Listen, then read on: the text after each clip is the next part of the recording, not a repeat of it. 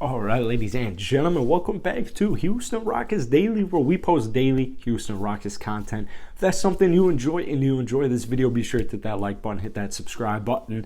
I have probably the most coherent Rockets trade regarding Christian Wood that I have maybe ever seen, but actually no, because last season we used to talk about Christian Wood for like Jonathan Kuminga and Moses Moody, and we'd never get away with that at this point. But this is a really solid trade, so I'd love to hear what you guys have to say.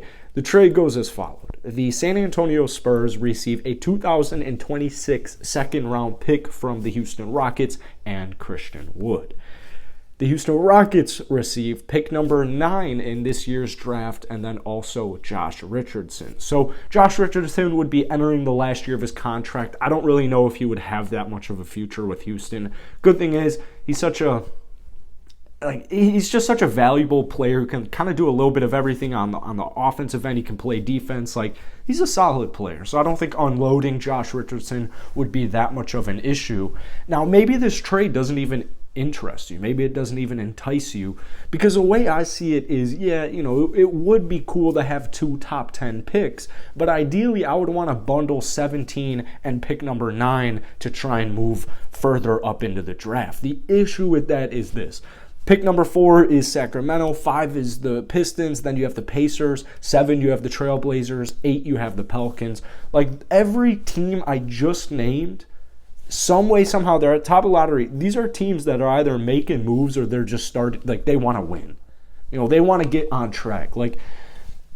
I don't think you could entice Sacramento with 17 and 9 and maybe even an asset to move up to 4, because 4 is so high where it's we're going to take Jaden Ivey. Detroit, I have a hard time believing they'd trade that. Indiana, same thing. 17 and 9 would be more enticing to a roster that is maybe like Houston last year, OKC years ago. That's a lot of mouths to feed right there. You also got to keep in mind, you're going to have to pay those men. So if you're trading 9 and 17 to move up into one of those draft picks, well, the issue with that is money kind of gets involved as well. It's not as clear-cut as it may seem. Now, I would love to pick at number 9. In this mock draft here, we have Benedict Mathurin, some other names that are going to be around there, AJ Griffin. I'm not too big on AJ Griffin. I did make a video for the Rockets drafting him. He's probably the best three-point shooter in the draft, but I don't know. I think it's a little bit on the riskier side, but then again, having a possible long-term number 3 guy at small forward, that's something that is interesting to me. So then maybe they would take a gamble on AJ. My whole issue is the Rockets have so many mouths to feed. If we have another year of having 3 first-round picks, as enticing and as interesting as that sounds, it's so many mouths to feed. We already have 4 first-round draft picks last year. You have guys like Usman Garuba, who they're looking at just very little minutes, and I don't want the Rockets to give up on a guy like Usman, because this is a guy who legitimately has the potential to guard 1 through 5. He has the athleticism. He already has the defensive talent to guard so many different types of players. Think about Daishen Nix. Think about Josh Christopher, KJ Martin, even guys like Garrison Matthews.